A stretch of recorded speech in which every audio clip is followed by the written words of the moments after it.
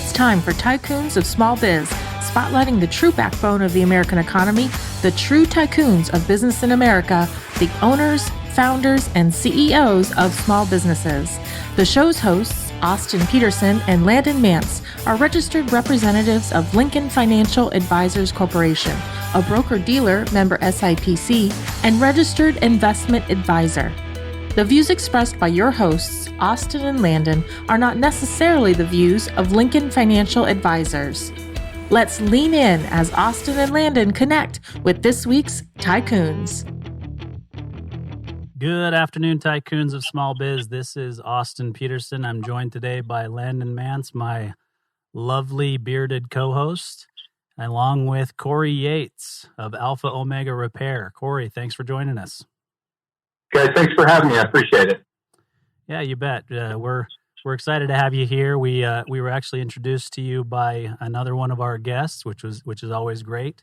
And you guys, believe it or not, listeners, are direct competitors of the guy who introduced us. And so they're in the same business, but they're close friends. They understand the importance of working together, that there's plenty of business out there for everybody, and an opportunity to learn things from one another is always a good thing. So it's always great to see that, and we're glad that Josh and Joel Zolan introduced you to us and to have you on the show today.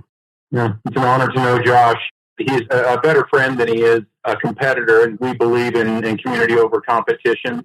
We know that there's a massive pie for us to take our slices out of, and I know that I've piggybacked on many of his fabulous ideas, and this obviously being one of them. Yeah, no, I agree with that 100%. I think that it's a little odd when people talk about competition when it's specifically when it's an industry where there's plenty of room. Like you said, it's a very large pie. Everybody can have a large piece, and the pie can actually grow if everybody works together to make that pie grow as well. So, yeah, no, we're excited to have you on. And what we usually do, Cory, is have our guests tell a little bit about themselves personally before we jump into the business side. So, if you don't mind, tell us a little bit about you, your family.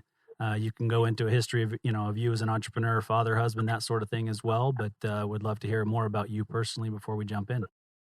Okay, well, way back in the early 90s, well, first of all, my father was an entrepreneur. He started his own business. I began to understand the value of being an entrepreneur, learning how to write your own paycheck if you decided to. It became about the focus and the quality of work that you were doing in addition to the quality of the decisions that you were making. I began to cultivate my entrepreneurial spirit at that point and continued to stair-step my way through several different businesses, most of them revolving around the restaurant industry.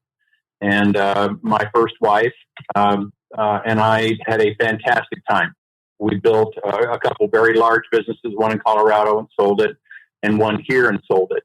And shortly after that, I began to realize some of the trials and tribulations that a single-minded focus can create. I'll touch on that a little bit later. Her and I are still good friends, but no longer together, and began to stack experiences on top of one another so that I could build bigger businesses, better businesses that were constructed on a stronger foundation based on those experiences. And so continue to every day, of course, work through those new experiences that strengthen that foundation and build taller and bigger buildings on top of them. Yeah, that's great. Any children in the mix? I have a 29-year-old boy. Matter of fact, he's a boy, man. He's a CPA and he works here in town. So he and I have a bit of a tough relationship. And again, that's probably one of the things that comes from single-minded focus. Some of the lessons that I've learned around that.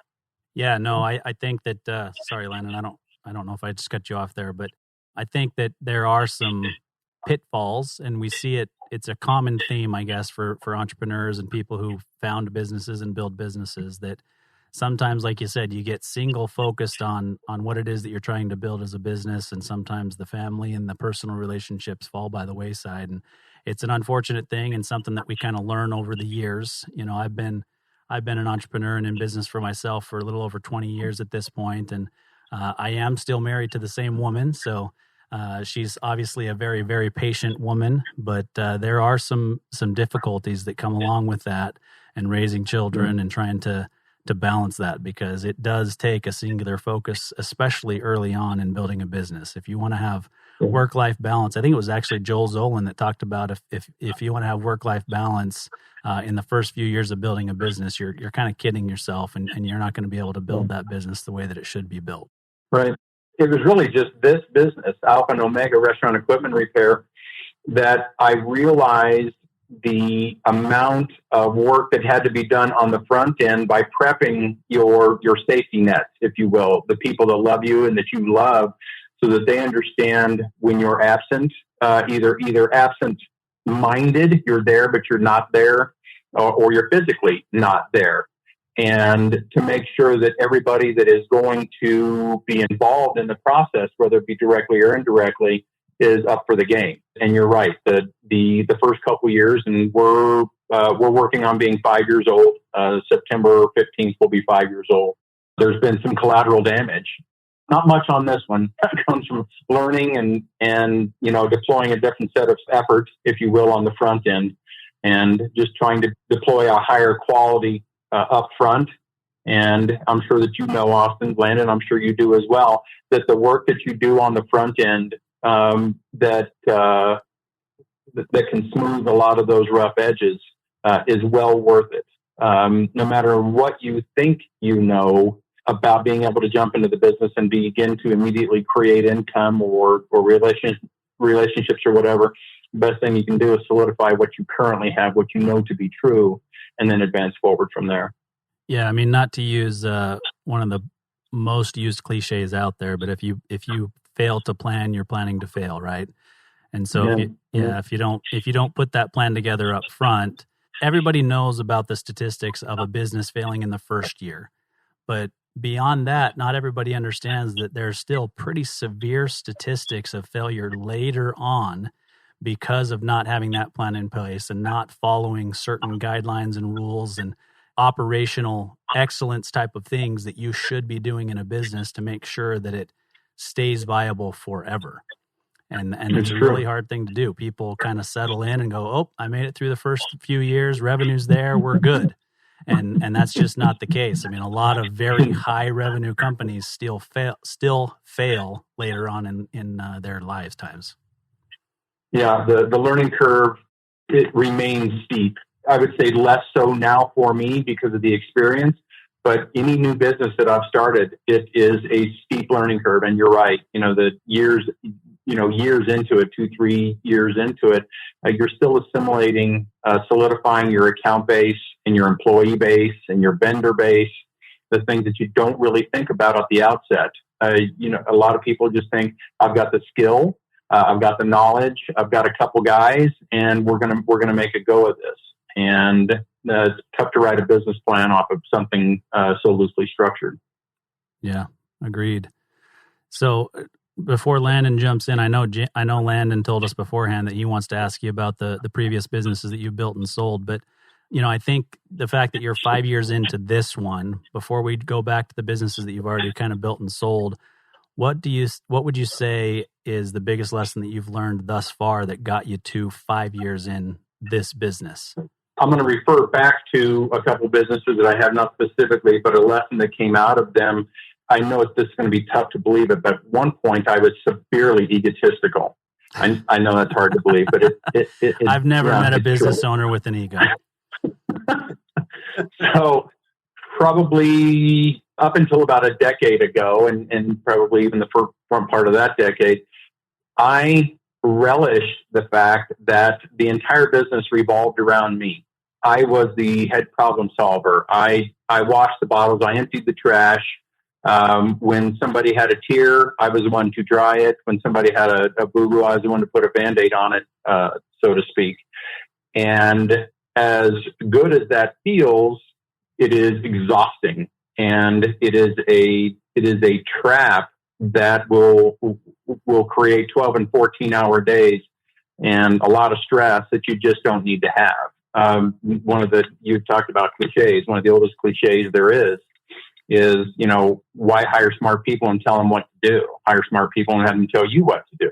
Yeah. And so once I began to learn that, that became inspirational for me so that I could realize hire smart people, make good hires, easier said than done, but make good hires and teach them the structure of what the business is, how you want to present yourself both socially and professionally, and then let them go. And don't micromanage, nudge, adjust as you need, but let smart people create for you.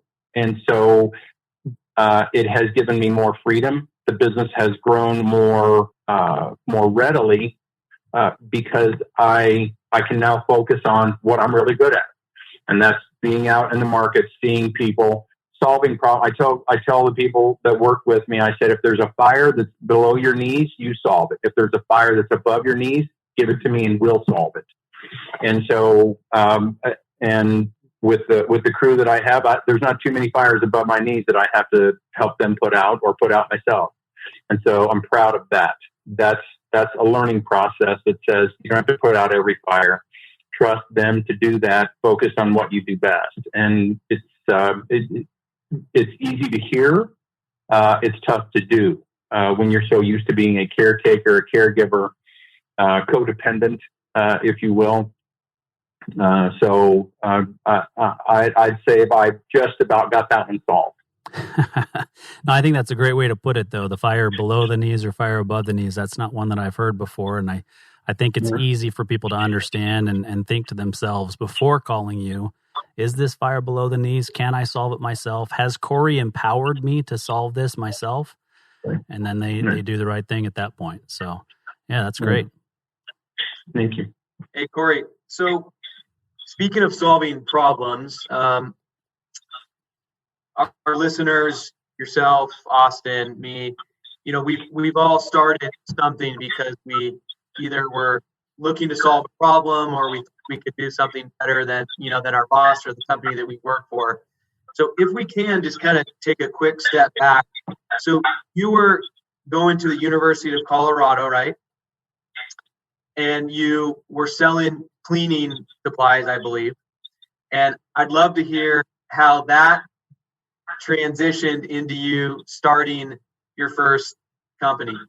I was going to school, and I graduated the top 10% in my high school, and I probably belonged in college. This is something I want to talk about later, by the way, is college and trade schools and how I now feel about college versus trade schools. I was probably one of the guys who belonged in college and maybe should have stayed in college. I wanted to be a corporate psychologist to figure out how to extract the most out of a workforce, solve problems within corporations. I guess it didn't mean enough to me to stay with it because I didn't stay with it. Instead, I had met a gentleman who used to play for the Denver Broncos, and he started a chemical company, a soap company, basically, in Denver after he left the Broncos. And I got connected with him, and the majority of what he did was within the restaurant industry, pot and pan soap, degreaser, et cetera, things like that. And so he and I got together, and we developed a stronger chemical line and one that revolved around the dishwash business in the restaurant industry as well. And so the first business that I had in Colorado was called CD Chemical, and built that from 92 to 97, sold it to my manufacturer there, just because I wanted to. I used to come down here and vacation in Arizona with my brother. He lived down here. He was going to DeVry. And I'd come down and vacation with him. And I thought, this is nirvana. I said, it doesn't snow here. I don't have to shovel anything. I don't have to go up and down I-25 and wonder who's going to put me in the ditch. When the first opportunity came, we sold the business and moved down here with the express intent of building the exact same type of business here in a flourishing restaurant market. And that's exactly what we did. Started in 97. The name of that business was Accurate Chemical. And built it until 2004 and ended up selling it. When we sold it, we were doing somewhere in the 2.3 range per year. And the gentleman that I sold it to, who I'm still very good friends with, did somewhere in the $25 million range in 2019. So there's a legacy there. And again, that's a bit of an ego thing. I want business to continue for a legacy. Whenever I see Accurate trucks around town, I kind of smile and nod, and I think I'm proud of what he has done with the business. the foundation that he took that I built and created an absolute juggernaut. So I had a question that I plan on asking you a little bit later, but I feel like this is a perfect transition right into it. Obviously, you've had some success starting, growing, running, and ultimately selling some companies. So my question is, from the get-go, from when you are starting these companies, Cory, are you of that mindset, I am going to grow this company with an end goal of, making it, attractive to an outside buyer, AKA, a sellable company? Is that something that you're focusing on from day one when you're starting these companies? It is, although I will tell you, with every other business that I've had, that has been the express intent. First of all, it's the best thing in the world that you can do, whether you intend to sell the business or not, is to build a solid business with great books, with a solid CPA and lawyer that don't charge an arm and a leg, because someday you may want to sell it. Someday you may need a loan. Someday, who knows what. And so whether I intended to sell a business or not, the playbook is exactly the same. Build a clean business with clean books, with good people, a good reputation. And then if the opportunity presents itself to sell it, you're prepared. There isn't a year's worth of mopping up blood that's splashed everywhere to get the job done. You're ready to sell. I will tell you that for Alpha and Omega, this is the first business. And again, I've told you about the mistakes that I made on previous ones that made me want to eject. This is the first business that I have built. I trust those that work for me. Not that the others weren't trustable, but I didn't trust them. I had to do it myself, or I had to be involved in it. But this one I trust. I see that this one has long-term legs. And so I don't intend on selling this one. If I do, it may be to my business partner, or he may sell to me, and it may be the rest of my life legacy. I'm not sure. But I know that we have built a good business with a great client base, good vendors, great employees, and again, clients that take great care of us. And we're so thankful for that. You hit an important point, and I don't know if you heard last week's episode, but we had Lisa Riley on with Delta Business Advisors, and we talked about how, beginning with the end in mind, so to speak, and regardless, you need to be building a business, like you said, that's ready to get a loan if needed, that's ready to be sold if and when you want to sell it. And like you said, I think you said, cleaning up the blood, from the mop bucket for the year or whatever, to have it ready to sell. And there's a lot that goes into that. A lot of business owners miss it, and they're just not ready when the time comes along. And so I think the fact that you've talked about that from the beginning is important. I will point out that you mentioned a CPA and an attorney, but you kind of forgot a really important person in that mix, and that's a financial planner, by the way. Amen. they all three need to be working together. I'm sorry, Cory, I can't hear you. We're going to have to eject. It's been a real pleasure, though. Oh, goodness. No, and that's funny. But one other thing that I will mention, and we'll talk about this after, and because this is a good time to hear from one of our sponsors, and they specifically work in these two areas, and that's, you mentioned your employees and being able to trust your employees and take care of your employees. And part of that comes with the benefits package that you offer through the employer, the payroll solutions, those sorts of things. And so we're going to take a quick break to hear from one of our sponsors. One of them is Paylocity for payroll, and the other one is GBS Benefits. And I'm not sure which one's going to come first, but we're going to hear from one of them now. At Paylocity, we deliver more than our awesome product suite with crazy good reviews. We prioritize your success by covering you with a deep support system to back up our easy-to-use, innovative HR solutions. Everything we do is designed to support you in reaching your goals. Together, we tackle your day-to-day work so that you can spend more time building the culture you and your employees crave. For professionals who crave true partnership, Paylocity is the HR and payroll company that frees you from the tasks of today, so together we can spend more time focused on the promise of tomorrow.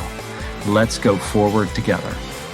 Okay, we're back. So we were talking about employees just before and the things that we do to make sure that our employees are there with us and they're locked arm in arm with us moving forward. So can you speak quickly to what it is that you specifically do at your organization now in terms of employees, whether it's providing them benefits or career tracking, whatever it is that you think that you've done differently this time to where you trust your employees. And part of that's a mindset. It kind of sounds like the first, couple of times you thought, I'm in charge, I don't trust anybody else to do it right but me.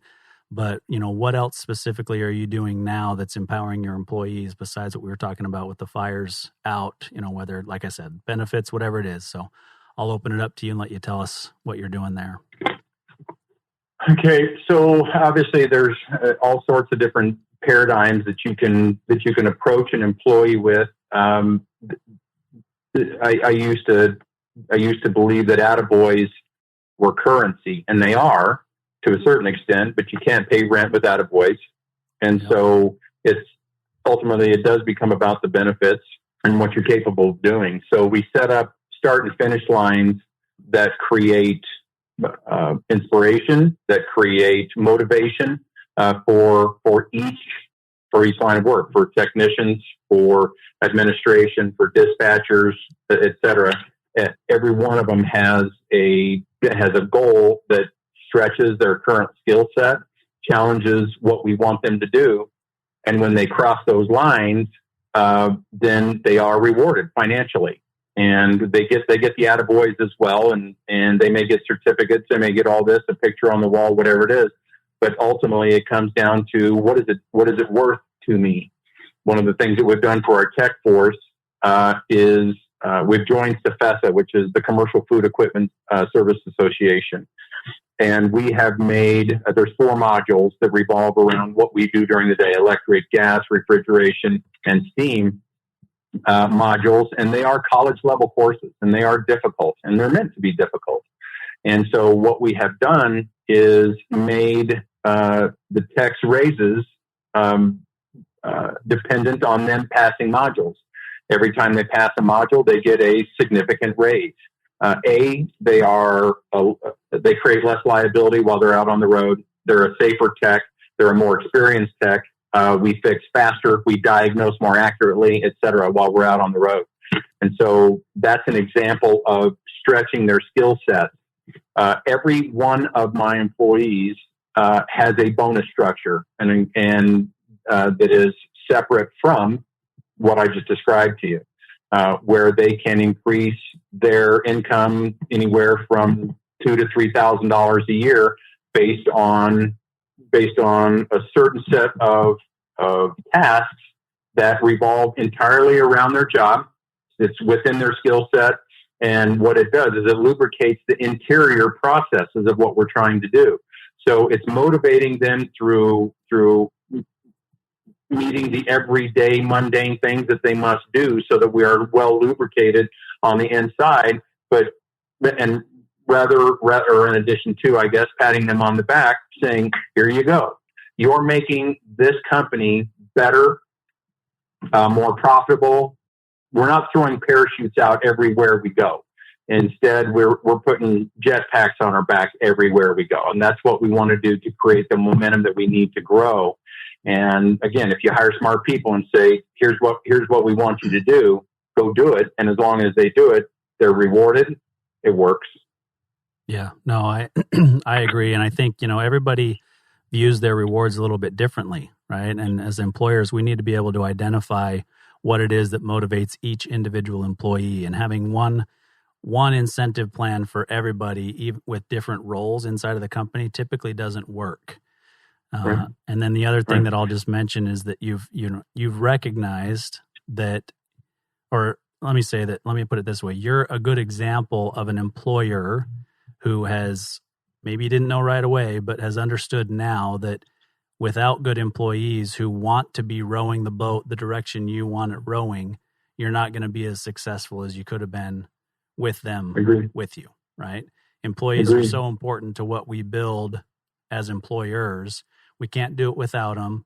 We're not these big, bad, evil business owners the way that we're portrayed sometimes in the media. we truly are wanting to build something that's important to the economy and that's also important to our employees as well.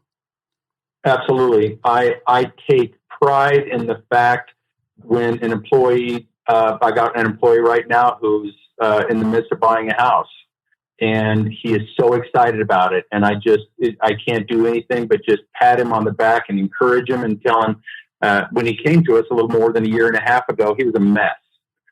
He didn't have good training. He had bad credit score, wasn't disciplined in his actions, and he wanted to be better, period. He absolutely wanted to be better.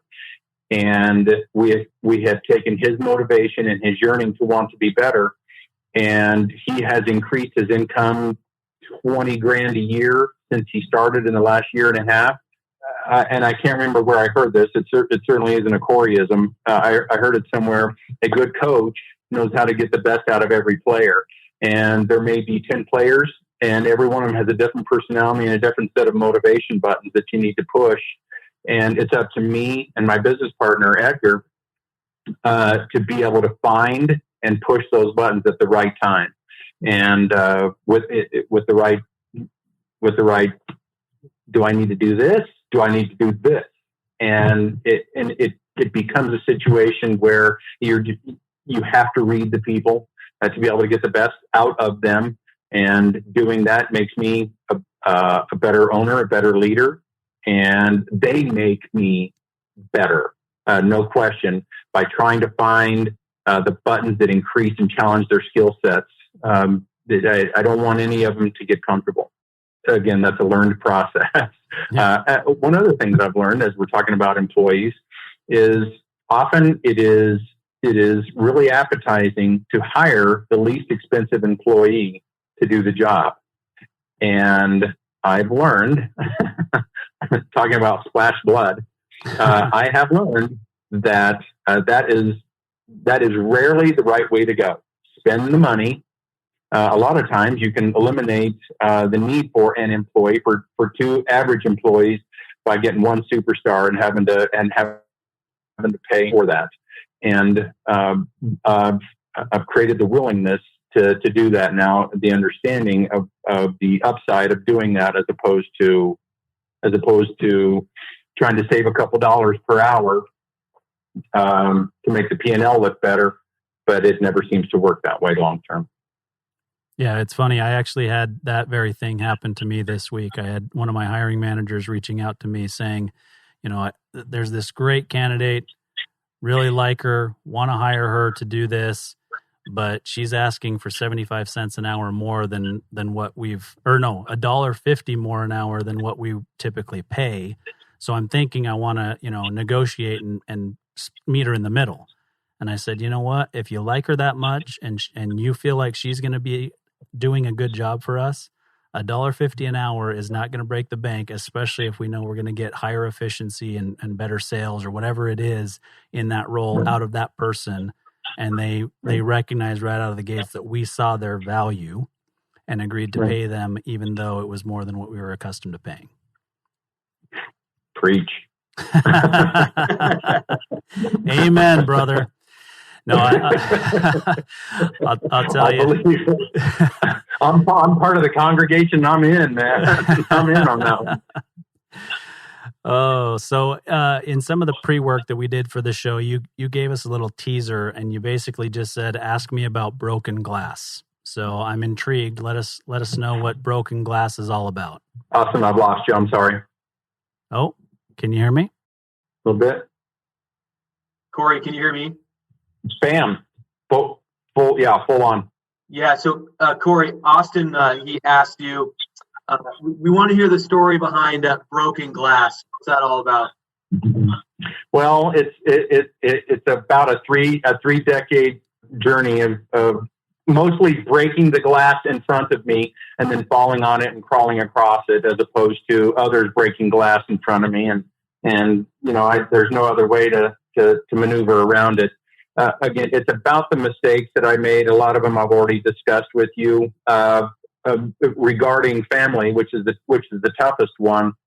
The inability to understand the negative impact of success was one of the things that cost me probably my first marriage and a good portion of the now strained relationship with my son because I ended up divorcing his mother over the process. It was every conversation we had was about business. Over dinner, we talked about business. When I got up in the morning, it was about business, and we became nothing more than business partners. We weren't husband and wife anymore. It got to the point where it was irretrievable, and so that had to end.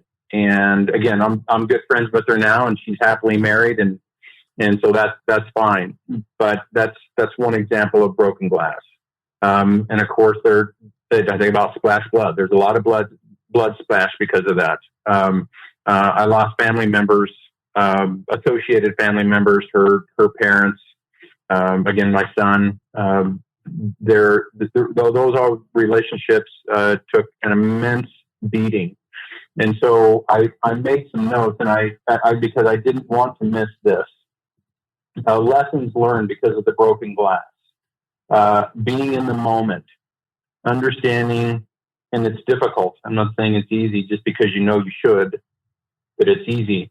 But the ability to turn it off, being in the moment, compartmentalizing stresses and distractions of the work that you're doing, no matter how important it is and how much your life revolves around it, is vital. To be able to compartmentalize it, put it in a box, tie, compartmentalize, and come back to it when dinner's over, when this conversation is over, when, the visit with the parents is over, whatever it is. And so detach, rest your mind, your body, and your soul. Stay connected to your safety nets. They will help recharge you if you allow them and you keep them within your communication loop so that they understand when you don't roll in until 8 or 9 o'clock at night, 2 or 3 nights a week. Why? What's it worth? What are you creating? And if you can communicate what you're creating, and everyone sees the value, not it's for your own good. You won't believe what I'm creating. Well, tell them what you're creating. Tell them what you hope to create so that you're on the journey together. If you're doing it in a disconnected fashion, the long-term outcome of that, at least for me, chaos, and cost me a lot of money. It cost me a wife and some friendships. And people looked at me and said, "You're successful. Look at what you're driving. Look at where you're living." And I'm like, I don't feel successful. But we learn and move on. Learning. That when you learn from the mistakes, that becomes the critical nature and makes what you're doing today, the hard work, the weekends, the nights, it makes it worth it. Yeah. I tell you, you can hear me now, right, Cory? I can. Yeah. So it's I think it's lessons that we learn along the way, and sometimes we learn them the hard way, and sometimes we figure it out before it's too late, right? I think a big part of why we do this program is for other business owners to be able to hear from business owners that are going through the same things that they're going through, or they understand what it is that they're trying to build. They understand the difficulties, they understand the triumphs. And so we share in the difficulties, we also share in the triumphs. I mentioned earlier that, I am still on my first marriage, and thank goodness I am, but that doesn't mean that it's always been rosy. Right. And it's not always been easy. It's been very difficult for my wife at times. I know that I have not done as good of a job as I could have done along the way. And I think even this past week, my family and I took some time and got away and went and saw my siblings and my parents and, people that we hadn't seen in a long time, and we just kind of did some recreation type activities, and it was good, but I thought I was doing better than I am, because my 16-year-old daughter made a comment more than twice about how Dad's always working. And so, I think that there's some of the things that you just mentioned, to me, the broken glass that we've all left behind at some point is still a lesson for me today. And I may think that I'm more successful than Cory in the relationship side because I'm still married, but that's not necessarily the case, right? There are still things that each of us can do every single day to be better at those things. And none of us are going to be perfect, but it's a journey. And we all work towards that journey together, whether it's on the business side or the personal side. And trying to keep them connected but separate is one of the hardest things that any of us as business owners have to do. Right. And I totally agree with that. And that's the story that you just told. It is an absolute exclamation point on that. I used to believe that my personal life competed with my professional life. And the way that I feel now is my personal life energizes and revives and inspires my professional life. And I just didn't used to believe that. It was, I don't want to go do that this weekend. I've got to go over here and do this. And it was, I have to, I've got to. And you don't have to, you don't got to. And like I said, I used to believe that it was a competition between personal and professional life for the 24 hours in the day. And it's not at all. We certainly appreciate your willingness to be vulnerable with us. It's not an easy thing to do. I've mentioned this in past episodes. I'm part of a group called Vistage Worldwide, and it's just a group of business owners that get together once a month, and we talk about things that are important to us and that we need help from other business owners on. But it's also kind of the only safe space that some of us have to be vulnerable and have conversations with other people who truly understand what it is that we're doing. Right. And it's just as important on the personal side of things. And we do a check-in at the beginning where you check in on how things are on the business and how things are on the personal side. And we talk through those together and we're vulnerable about it. And I think sometimes specifically for men, it's hard for us to do that. But I can tell you that it helps me to leave each month at the end of that meeting and go forward for the next month and realize, you know what, I've got a tribe of people behind me that are going to be here to help me do what I need to do. And it's okay for me to step away from the business from time to time and really focus on the personal side. Because when it comes down to it, we're not taking any of the possessions or our businesses with us, right?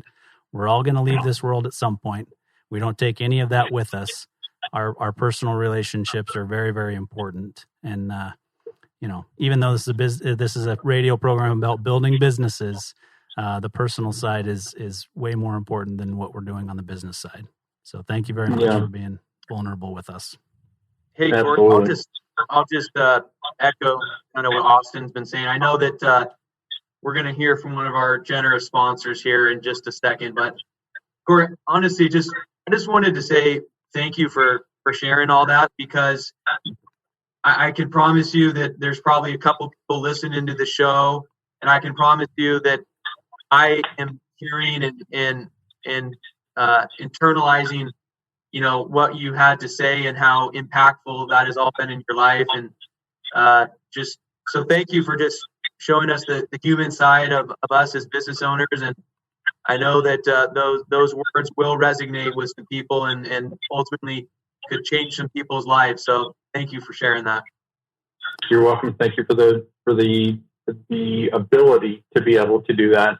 I feel safe in it. It's like I said, it's a story that I live, and to be able to share it, if it helps one. Absolutely. Okay. One. Yep, absolutely. Thank you very much for that. So let's take a quick break to hear from our other sponsor, and then we've got a couple more questions for you before we let you go. Whether you're an established local company or a brand new startup, you can count on GBS to be part of your family.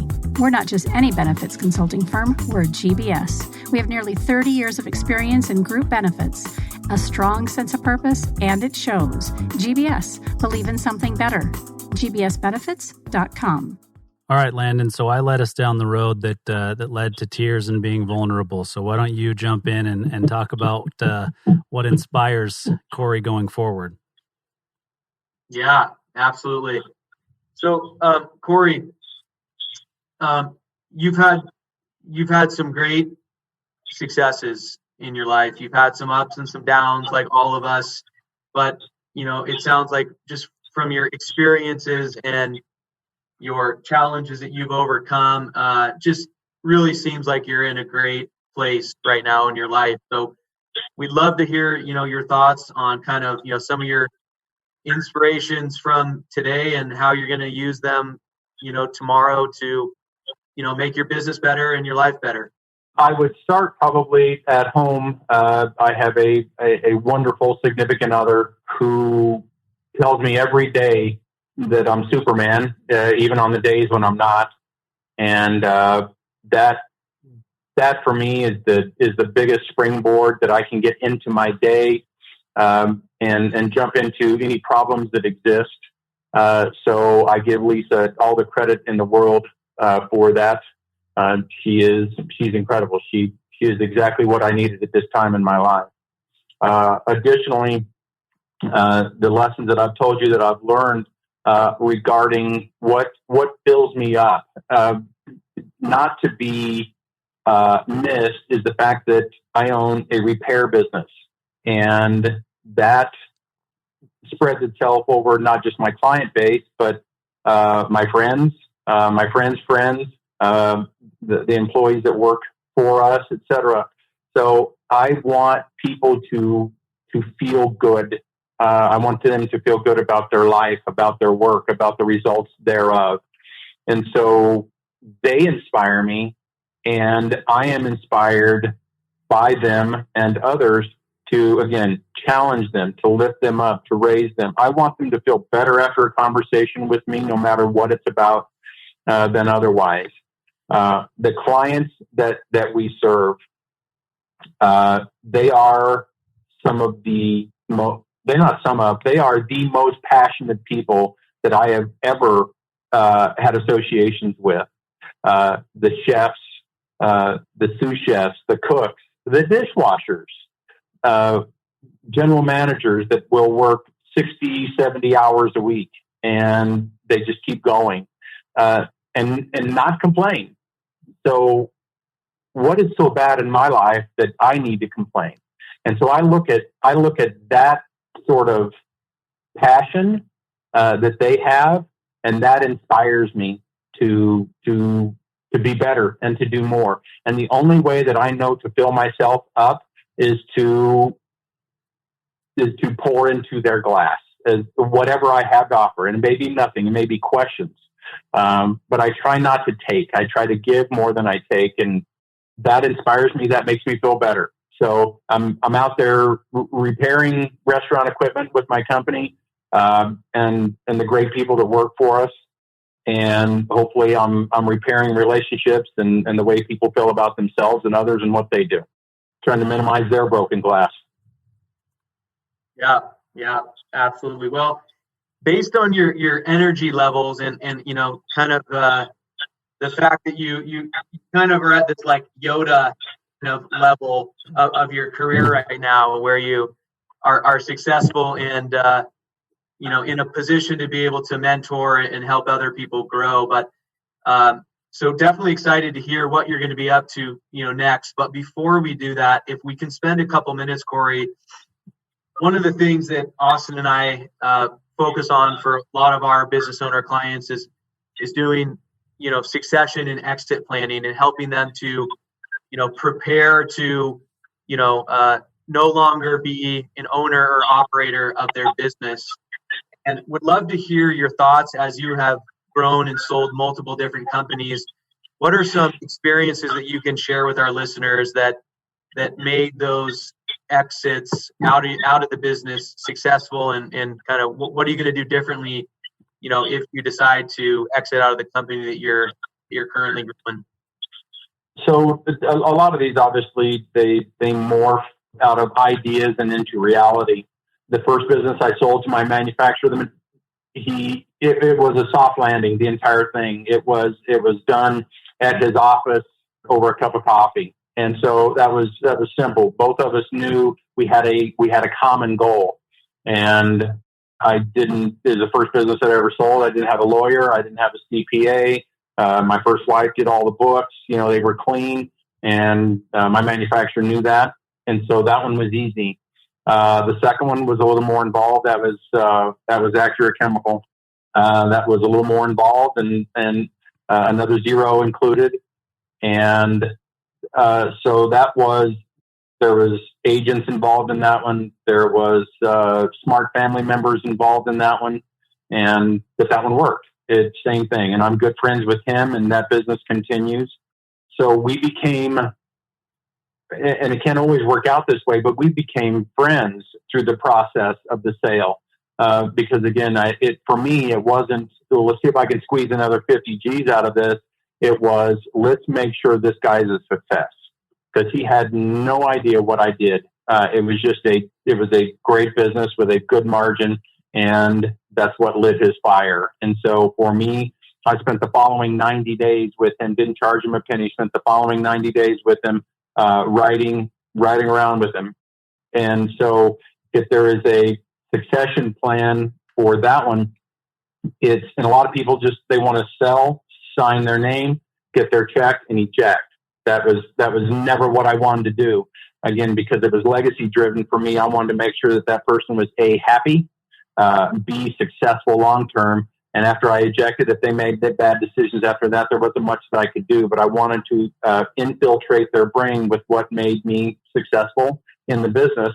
And so as I transitioned into a non-owner on those individual businesses, it was to make sure that they were successful by whatever means necessary. And again, traveling with them for 60, 90 days was no big deal to me. I got my check, so I didn't need to go back to work immediately. At that point, I began to look for other investments or whatever I was going to do with the proceeds of that sale. Were both of those upfront cash transactions? Say it again, please. Were both of those upfront cash transactions? They were. Okay. They were. The third business that I sold was an SBA loan.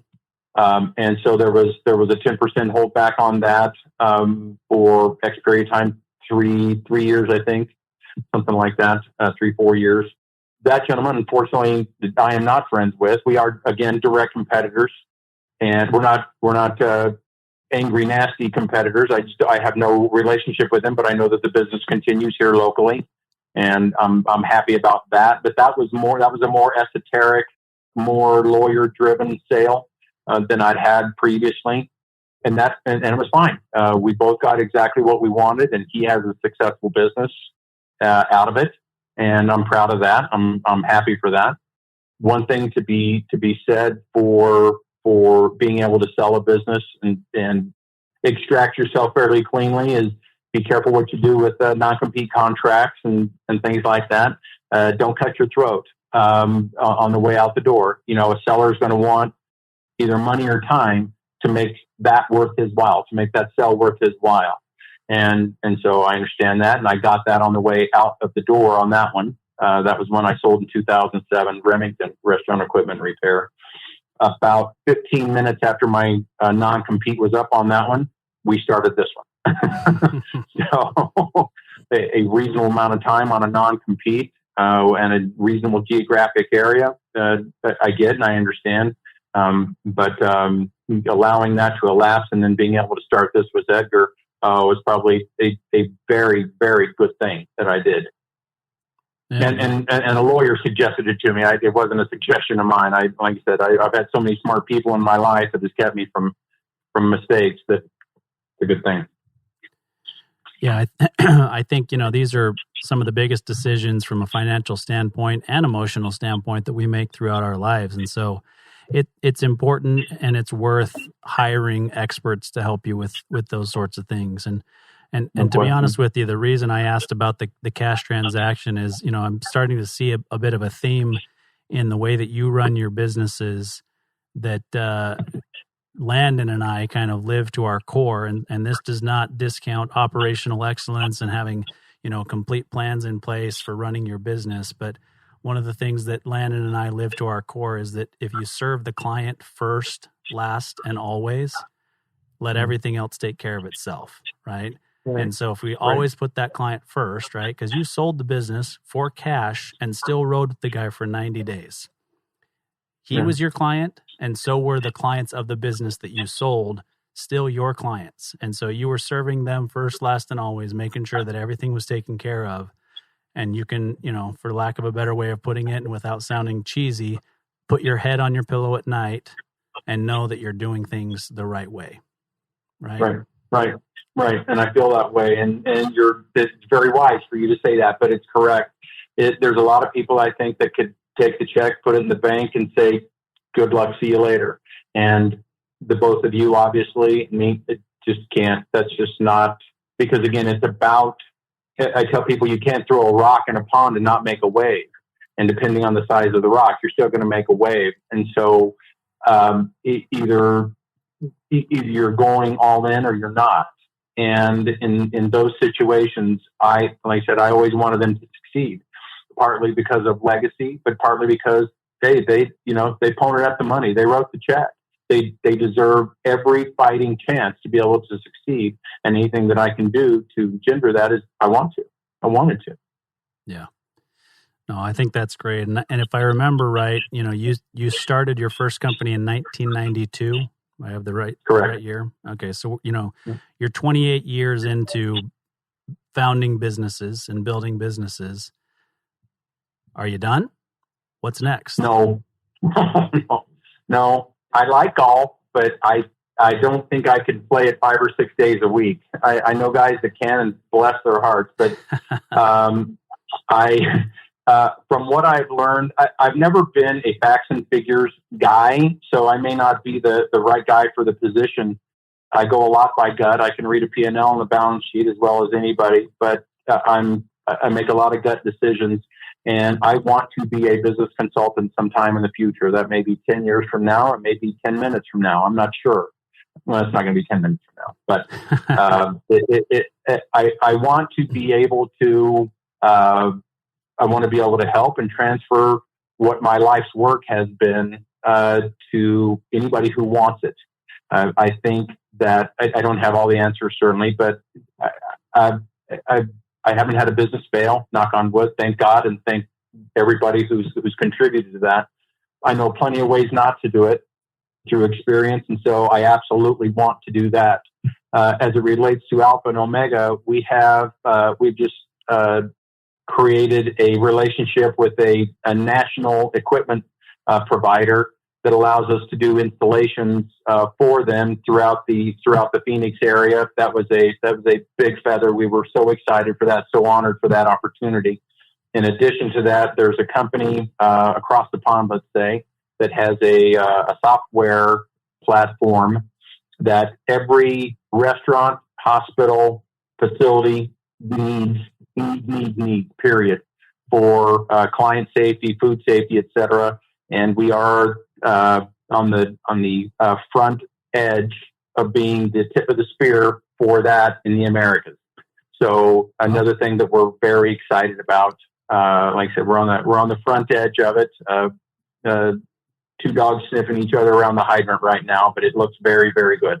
And so we're excited about that. So there's years of things to do with Alpha and Omega to continue to grow and create relationships and happy clients.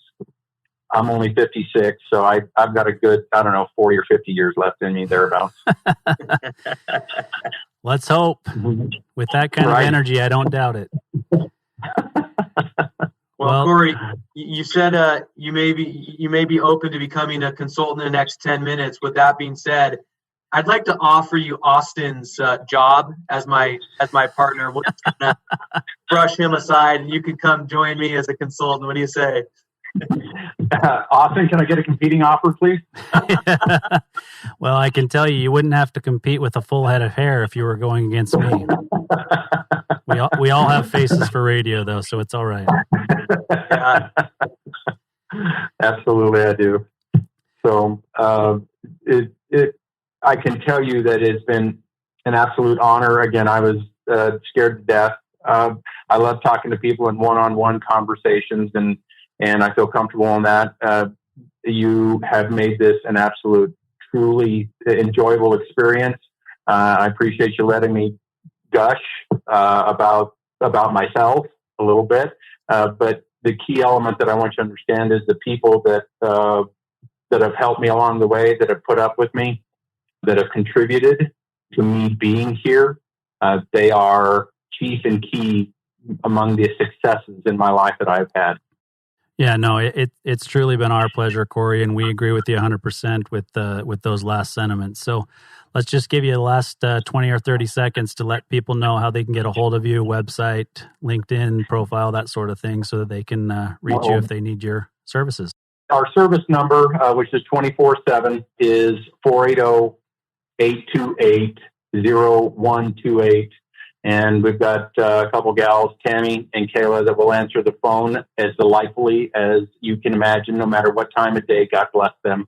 And a full roundhouse of technicians with skills and growing skill sets that can't wait to get out and help. As far as the website, it's www.alphaomegarepair.com. And you asked me about LinkedIn and Twitter, and for the life of me, it's not in front of me, and I can't tell you. That's okay. Cory, if you search Cory Yates and Alpha Omega Repair, I'm sure we'll find you. Absolutely. Thank you so much for the opportunity. You bet. Cory, Thank you, Cory. It's been our pleasure.